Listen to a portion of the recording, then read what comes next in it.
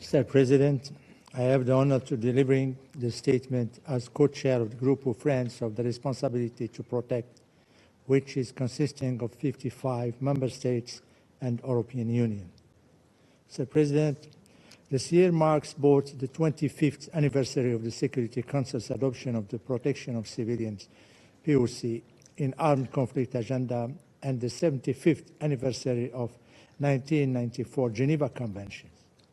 Despite the international community's continued commitment to protecting civilians from human rights violations and atrocities crimes, today we bear witness to a continuing and pervasive degradation of respect for civilian lives and an appalling disregard for the norms and laws that the international community established to elevate the effects of armed conflicts.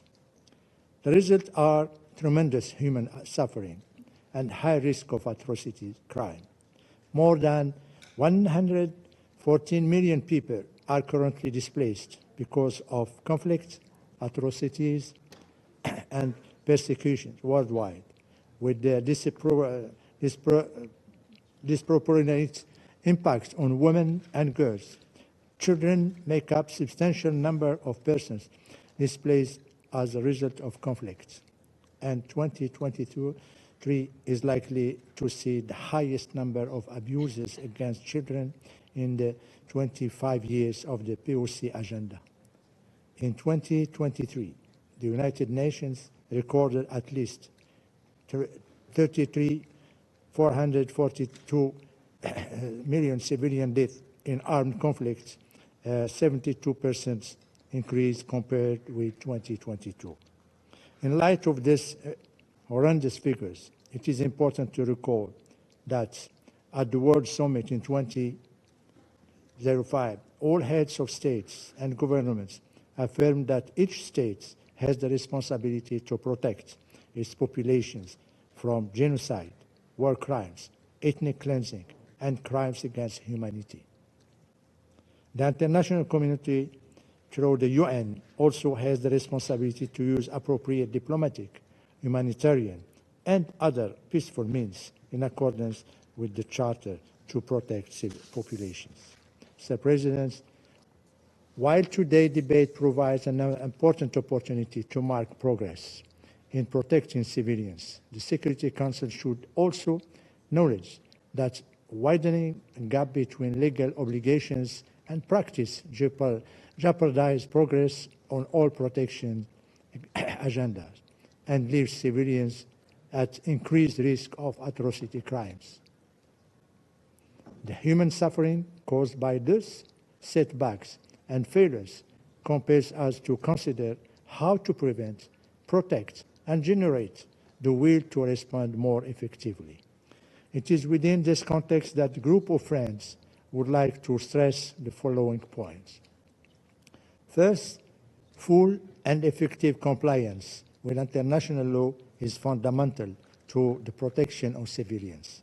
All parties to conflicts are obliged to respect international humanitarian law and international humanitarian rights law as applicable, and those responsible for violations should be held accountable, including in relation to conflict-related sexual and gender-based violence.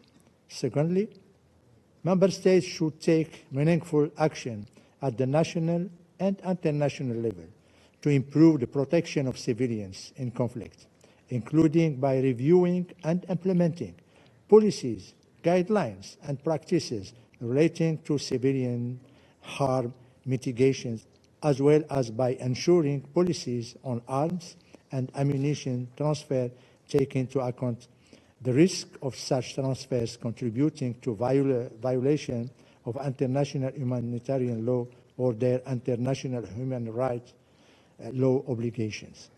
Thirdly, it is of the utmost importance that states put in place appropriate legislative and institutional arrangements to comprehensively address violations of international humanitarian law and international human rights law, and to provide justice for victims and survivors, including by holding those who commit such violations and abuses accountable. Fourthly, while the number of people who are in dire need of humanitarian assistance across the world continues to grow dramatically, the humanitarian system is overwhelmed, overstretched, and critically underfunded, and humanitarian aid workers are carrying out life-saving work in increasingly complex and dangerous environments.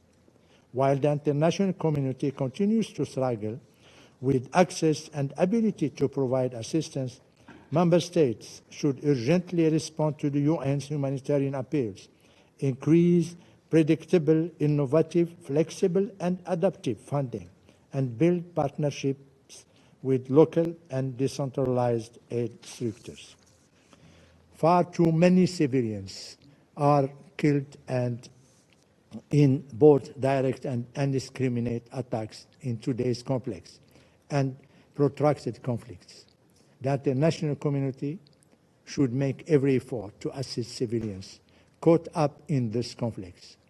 The members of the Security Council should take timely and decisive action aimed at ending and preventing atrocities and not hinder credible effort to this end. We note in this context the ACT Code of Conduct and the French-Mexican initiative on the suspension of the use of veto in cases of mass atrocities. Women's full, equal, meaningful, and safe participation in conflict resolution, negotiations, and decision-making processes should be considered as means to attain and sustain peace, security for all. Finally, the surest way to protect civilian populations is by investing in prevention of conflict and peaceful settlement of disputes based on the principles of justice and international law. Mr. President,